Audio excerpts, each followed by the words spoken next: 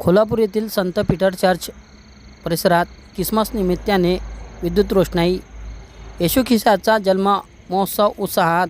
भातकुली तालुक्यातील कोल्हापूर येथील असलेल्या संत पीटर चर्चमध्ये ख्रिसमस नाताळ निमित्ताने संपूर्ण परिसरामध्ये विद्युत रोषणाई करण्यात आली. येशू ख्रिस्ताचा जन्म महोत्सव थाटात पार पडला. फादर कॉर्नर लिव्हन्स यांनी सर्वांना मार्गदर्शन केले.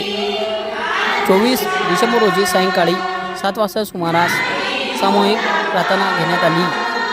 सर्वांना सुखी समाधानी आणि सर्वांनी सुखी समृद्धी व्हावे याकरिता ही प्रार्थना घेण्यात आली. सर्वांनी